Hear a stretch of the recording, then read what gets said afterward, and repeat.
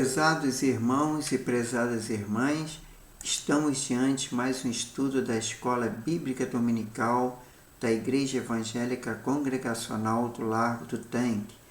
E hoje nós estaremos continuidade ao nosso estudo de missões transculturais do Novo Testamento. E o estudo de hoje é de domingo, 22 de outubro de 2023, da lição 4. Lição 4. Então vamos se dirigir a Deus em oração para pedir a sua bênção para este momento. Senhor Deus e Pai, muito obrigado por mais esse dia. Obrigado pela tua graça, tua misericórdia, teu amor, teu perdão. Obrigado porque tu tens nos abençoado, nos guardado e livrado de todo o mal. Agora eu te peço perdão pelos nossos pecados, nossas faltas, e que o Senhor possa abençoar esse momento, Senhor.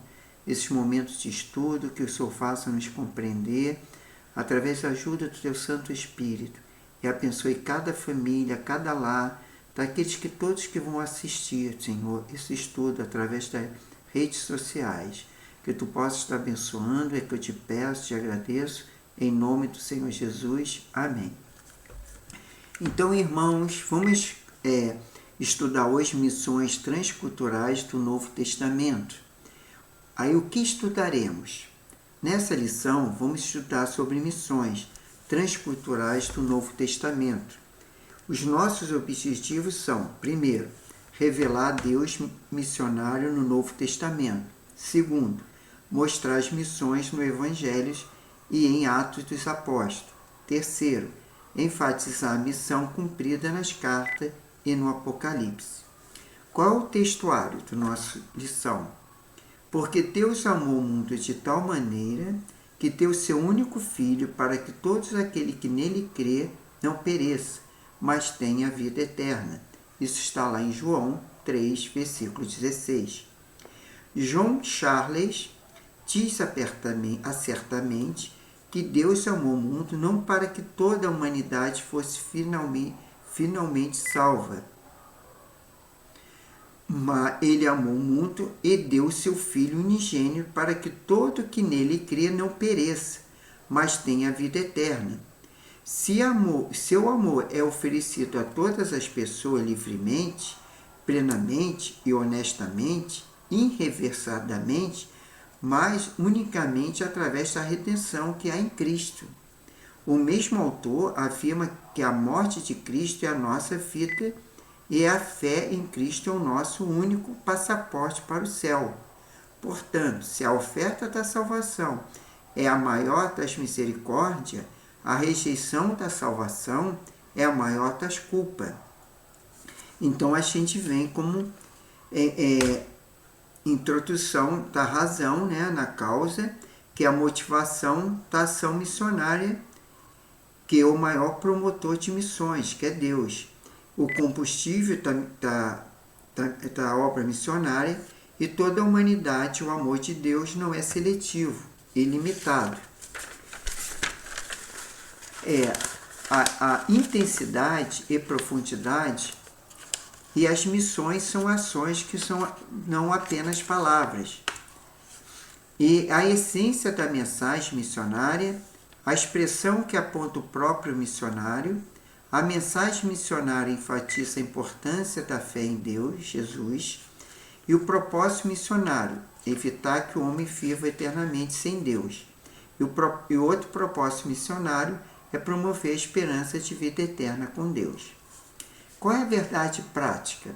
A natureza missionária de Deus pode ser vista ao fazer do seu único filho o missionário e da igreja a sucessora dessa sublime tarefa. Em 1850, David Livingstone, o intrépido missionário pioneiro na África, escreveu para sua irmã Inês. Ele escreveu o seguinte: jamais deveríamos considerar tomar parte de uma missão do rei dos reis, como sendo um sacrifício, enquanto outros homens estimam o serviço de um governo terreno como uma honra. Eu sou um missionário de coração e alma. Deus tinha um único filho e ele era um missionário e um médico. Sou apenas uma pobre imitação dele. Neste serviço, espero viver nele e desejo morrer. Isso foi pronunciamento de David em 1850 como missionário na África. Alguns anos depois, Robert Spinter, secretário viajante do movimento estudantil voluntário nos Estados Unidos, escreveu no seu diário, entre aspas, se você quer seguir Jesus Cristo, deve segui-los até os confins da terra, pois é lá para lá que ele está indo. Não podemos pensar em Deus sem pensar nele, como um Deus missionário. Fecha aspas. Temos como introdução da revista que a lição diz: no Novo Testamento, o Senhor Jesus foi o primeiro missionário enviado pelo Pai, pelo fato de ter sido enviado de Deus. Ele trouxe consigo um plano de resgate da humanidade, que envolve todos os seus seguidores. O Novo Testamento é uma obra de caráter missionário, e do início ao fim, onde os evangelhos, o livro de Atos, as cartas de Paulo e o Apocalipse são instrumentos de um verdadeiro trabalho missionário. Vejamos as características missionárias do ministério terreno de Jesus. Primeiro, ele foi enviado, pois desci dos céus, não para fazer a minha vontade, mas para fazer a vontade que é aquele que me enviou. Isso foi a palavra de Jesus, lá em João, capítulo 6, versículo 38.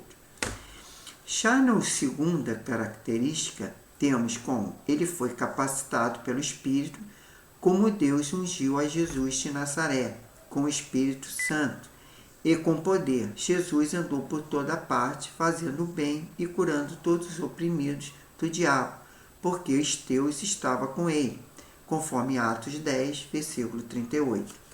Já na terceira característica, ele anunciou incansavelmente as boas novas. Jesus respondeu, entre aspas, fomos para outro lugar, para os povoados vizinhos, para que também lá eu pregue. Foi para isso que eu vim. Fecha aspas. Isso está relatado em Marcos 1, versículo 38. Já a quarta e última característica, Jesus amava os pecadores e se compadecia deles. E Jesus percorria todas as cidades e aldeias, ensinando nas sinagogas, pregando o evangelho do reino e curando todo tipo de doença e enfermidade. Ao ver as multidões, Jesus se compadeceu delas, porque estava aflita e exausta, como ovelhas que não têm pastor. Isso está lá relatado em Marcos 9, versículo 35 e 36.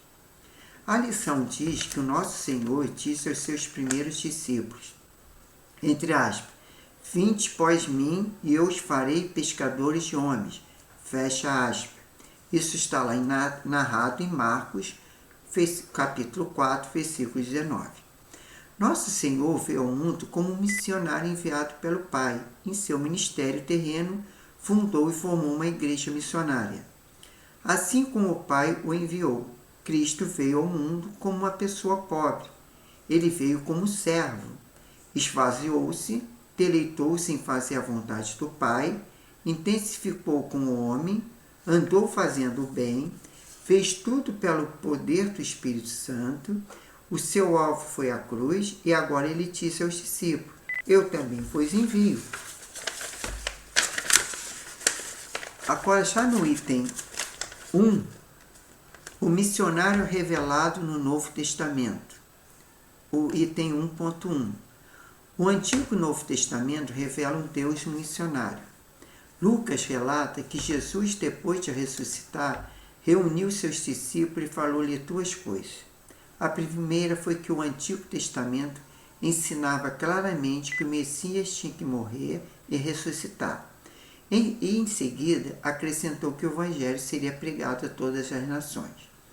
O ensino de Jesus transmitido aos discípulos após a ressurreição deve ter sido uma novidade para eles, mas estava claramente expresso nos textos sagrados. Veja como Jesus falou, entre aspas, está escrito que o Cristo havia de padecer e ressuscitar dentre os mortos, no terceiro dia em que seu nome se pregasse o arrependimento para a remissão de pecados e todas as nações, começando em Jerusalém. Fecha aspas. Isso está narrado em Lucas 24, versículo 46 e 47. A ordem de fazer missões é muito clara no Novo Testamento. Porém, Jesus buscou no Antigo Testamento a base para sua declaração. As intenções missionárias de Deus são perceptíveis em ambos os testamentos. Portanto, concluímos que Deus é um Deus missionário. Já no item 1.2, como o Novo Testamento revela o caráter missionário de Deus. Em 4 pontos, de forma resumida, podemos responder essa questão.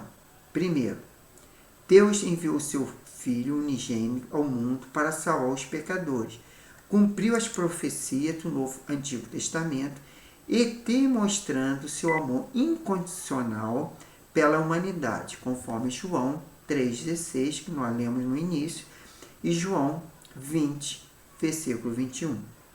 Já no segundo, Deus deu aos seus discípulos a grande comissão, ordenando que pregasse o Evangelho a todas as nações, batizando-os em nome do Pai, do Filho e do Espírito Santo, ensinando a guardar tudo o que lhe havia mandado, conforme Mateus 28, do versículo 18 a 20, Marcos 16, do versículo 15, Lucas 24, do versículo 46 e 49, e Atos 1, versículo 8.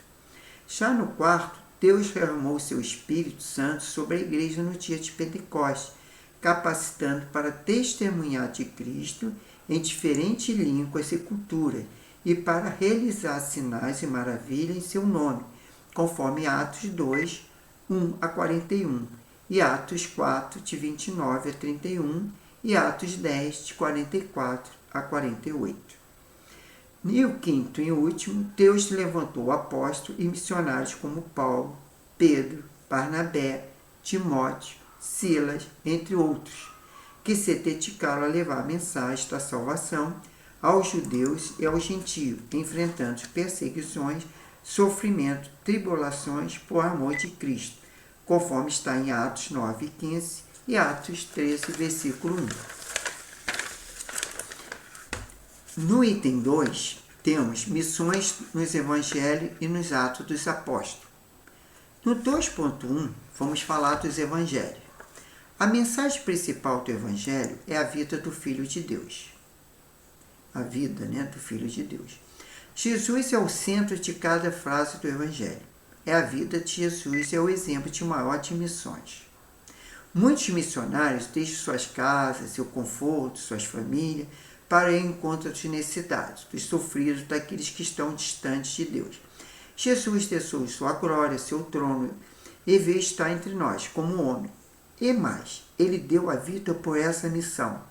Em Filipenses 2, versículos 7 e 8, diz que, sendo em forma de Deus, não teve por usurpação ser igual a Deus, mas aniquilou-se a si mesmo, tomando a forma de servo, fazendo semelhante ao homem e, achando na forma de homem, humilhou-se a si mesmo e sendo obediente até a morte e morte de cruz. E assim, quando olhamos para os evangelhos, vemos a face de um Deus missionário, que larga tudo para buscar o homem. Um Deus que não só tem um belo discurso acerca do amor, mas que transforma o discurso em prática e em ação. Tanto destaque ao Evangelho segundo Mateus, é verdade que Mateus descreve Jesus em 2 oportunidades, restringindo a sua missão às ovelhas de Israel. Ele disse aos 12 que não evangelizasse na área do gentio ou samaritano, mas que fosse antes as ovelhas perdidas de Israel. Mais tarde, quando uma mulher cananeia apelou para ele em nome de sua filha possuída por demônio, Jesus tinha que sido enviado apenas às ovelhas perdidas de Israel. Isso soa perturbador, até mesmo chocante, até que nós lembramos que essa era apenas uma limitação temporária relativa somente ao ministério terreno de Jesus. Ele acrescentou que por meio de sua morte, ressurreição e dom do Espírito, a salvação seria oferecida a todas as nações. E assim, mais tarde, Jesus instruiu seus seguidores a levarem as boas novas a essas nações. Mesmo o Evangelho de Mateus, o mais judeu dos 4 evangelhos, torna-se claro horizontal global. Ele começa com a genealogia de Jesus e é traçado até Abraão, certamente para indicar que a promessa da bênção para as suas nações está finalmente sendo cumprida. Em seguida, após o nascimento de Jesus, Mateus descreve a visita daqueles misteriosos magos que trouxeram seus tesouros ao rei dos judeus. Mateus vê como percussores das multidões gentilísticas que mais tarde prestariam homenagem a Jesus. Mateus também registra a notável predição de Jesus que muitos virão do Oriente e do Ocidente e ocuparão seus lugares na festa com Abraão, Isaque e Jacó no reino dos céus. E o Evangelho de Mateus termina com a versão mais completa da chamada Grande Comissão, a missão dos 12 durante o ministério público de Jesus, por ter sido restrita às ovelhas perdidas de Israel. Mas a missão da igreja não tem tal limitação. Os seguidores de Jesus devem fazer discípulos a todas as nações, acolhendo-os pelo batismo na comunidade cristã, ensinando-os a obedecer toda a instrução do seu mestre. Essa comissão às nações nunca foi ressentida. Ela ainda está vinculada ao povo de Deus. Foi dado pelo Cristo ressuscitado, que podia afirmar que toda a autoridade nos céus e na terra tinha se conferido a ele. Há uma ligação clara entre toda a autoridade que Jesus reivindicou e todas as nações, e que ele nos disse para discipular. A missão universal da igreja é brotar da autoridade universal de Jesus. Já no item 2.2, nos Atos dos Apóstolos ou do Espírito, o livro de Atos escreve que Henry Breuer é governado por um motivo dominante, predominante e controlador. Esse motivo é a expansão da fé pelo testemunho missionário do poder do Espírito. Roland Allen, influente pensador missionário, escreve, entre aspas, o livro dos Atos é estritamente um livro missionário. A conclusão irresistível é de que o Espírito dado foi, de fato, um espírito missionário. Fecha aspas. Roland Allen estava certo. O Espírito Santo é o personagem principal nos Atos. O livro de Atos começa com 120 discípulos esperando. Antes de sua morte, Jesus havia prometido a vinda do Espírito Santo e havia descrito o ministério futuro do Espírito de convencer, ensinar e testemunhar. Durante 40 dias entre a ressurreição e a ascensão, Jesus disse aos seus discípulos para esperarem pelo Espírito que lhe teria o poder de testemunhar. Assim, o Pentecostes foi um evento missionário, foi o cumprimento da promessa de Deus, dada por meio do profeta Joel, ao derramar o seu Espírito sobre todos os povos, independente de sua raça, sexo, idade ou posição social. O restante dos Atos é um desdobramento lógico desse começo. Observamos encantados como o espírito missionário cria um povo missionário e os envia em sua tarefa missionária. Eles começaram a testemunhar aos seus companheiros judeus em torno de Jerusalém, sede judaica, que estão em Filipe. Ousada iniciativa de testemunhar aos samaritanos, que era uma casa intermediária entre os judeus e os gentios. Em seguida veio a conversão do centurião Cornélio, um daqueles gentios temente a Deus, e que aceitava o monoteísmo e os padrões éticos dos judeus, mas permanecia um gentio à margem da sinagoga, sem aceitar a conversão completa. O Espírito Santo deu mais clara evidência de possível que o Cornélio era agora um membro totalmente credenciado da igreja. Logo depois, alguns crentes desconhecidos deram mergulho e começaram a falar também aos gregos, contando-lhe as boas novas a respeito do Senhor Jesus. Seguiram as 3 viagens missionárias de Paulo, o apóstolo do gentio, nas quais evangelizaram as províncias da Galáxia, Ásia, Macedônia e Acaia. Com o Espírito Santo, tanto resfriando como oqueando, o livro termina com Paulo em Roma, a capital do mundo e a cidade dos seus sonhos, não como um homem livre, mas como um prisioneiro. No entanto, ele ainda era um evangelista incansável, pregando Jesus como reinos de os que o visitavam, abertamente e sem impedimento algum. No item 3, a missão cumprida nas cartas e no Apocalipse. Nas cartas, as 21 cartas no Novo Testamento, mesmo aquelas dirigidas a indivíduos, têm toda a intenção, em suas diferentes maneiras, de construir a igreja para que ela cresça em maturidade e extensão. É verdade que as cartas abordam os assuntos domésticos da igreja: doutrina, adoração, ministério, unidade e santidade. Mas elas também assumem que a igreja vive no mundo e é responsável por alcançar o mundo com compaixão. Paulo assume que as igrejas vão participar de um próprio ministério apostólico, por meio de seu apoio, seus dons e, acima de tudo, suas orações. Ele agradece a Deus pela cooperação dos filipenses no Evangelho. Ele pede aos tessalonicenses que ore para que, por meio deles, a palavra do Senhor se propague rapidamente e receba a honra merecida. Ele pede aos colossenses que orem para que Deus abra uma porta para nossa mensagem, e aos efésios para que lhe seja dada clareza e ousadia na sua pregação. Cada igreja local deve exibir o caráter missionário. Por exemplo, os filipenses, que viviam no meio de uma geração corrompida e despravada, foram instruídos tanto a brilhar como estrela no universo, como reter firmemente a palavra da vida, exibindo a todos como um comerciante faz com os seus bens, e como um garçom servindo os pratos em uma festa. Os tessalonicenses são descritos como tendo não só recebido com alegria a mensagem do Senhor, mas como tendo feito a mensagem conhecida nas regiões vizinhas.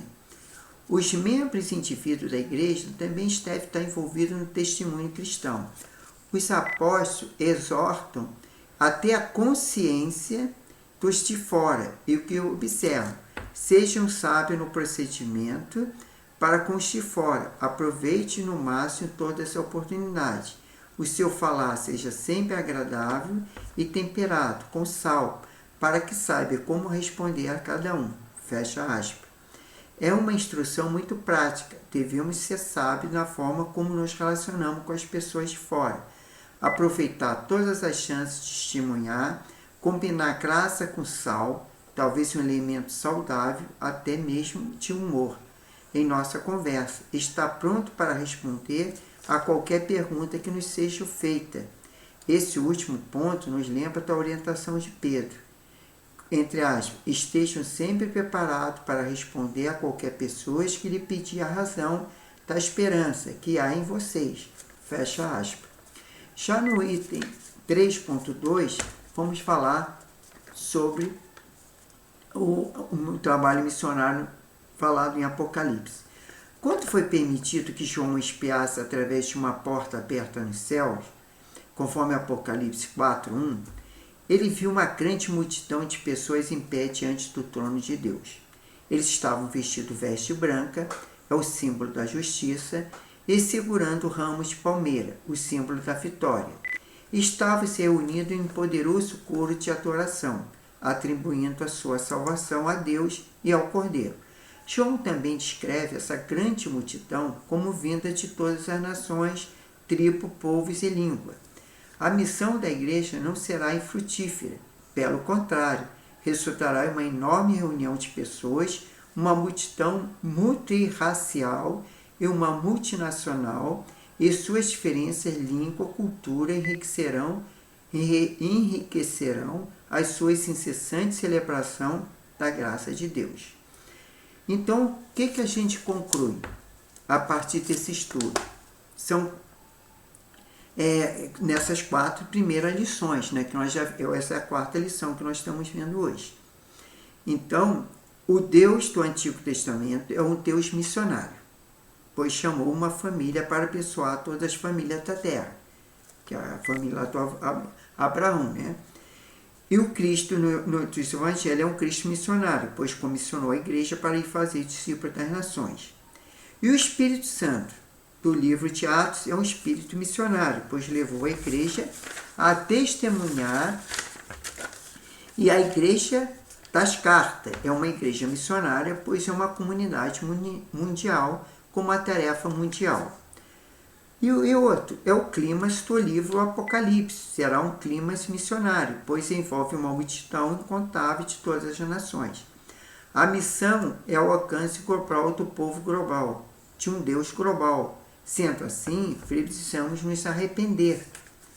Resistimos à dimensão missionária da vida da igreja, rejeitamos a missão como se fosse dispensável e meramente sinalizamos para que com algumas orações superficiais e ofertas escassas, e ficamos preocupados apenas com as questões litúrgicas e localizadas.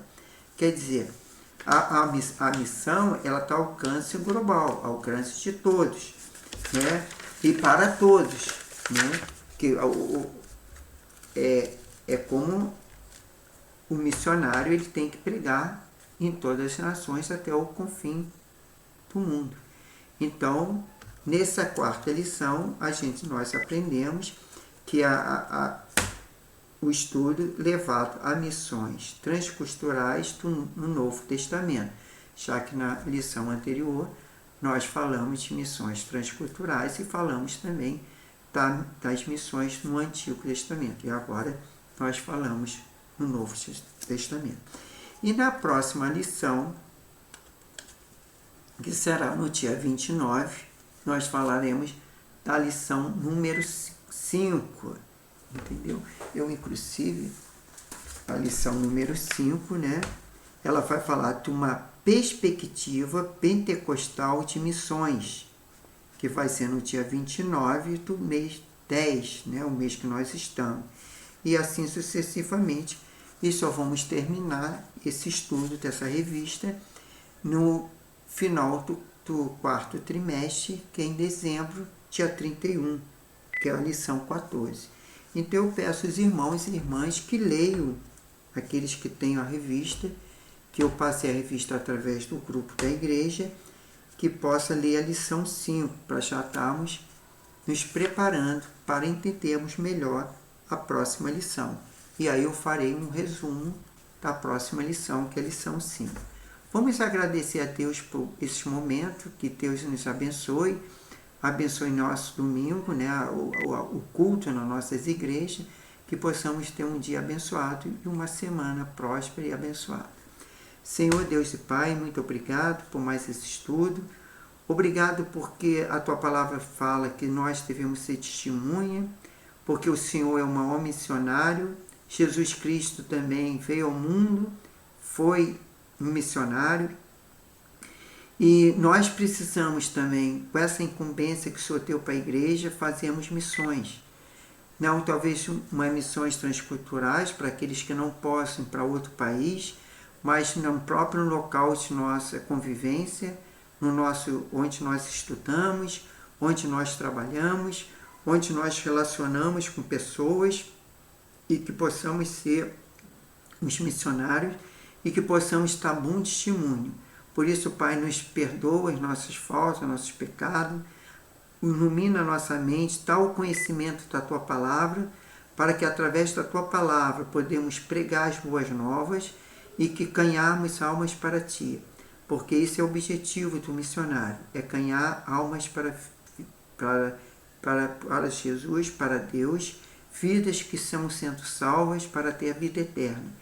Por isso nós Te louvamos, glorificamos, Te exaltamos e Te agradecemos, Pai, por mais esse dia. Abençoe nosso domingo, abençoe nossas igrejas, que possamos não assistir o culto, mas participarmos do culto nesse dia, e que possamos ter uma semana abençoada, uma semana frutífera, e estejam conosco, nossos lares, nossos familiares. Livra-te toda a violência desse mundo, toda seta do diabo, toda força espiritual do mal, e que nos capacita a cada dia mais. É que nós pedimos e agradecemos em nome do Senhor Jesus. Então, irmãos, fiquem na paz, que Deus abençoe a todos e até a próxima lição, que é a lição 5.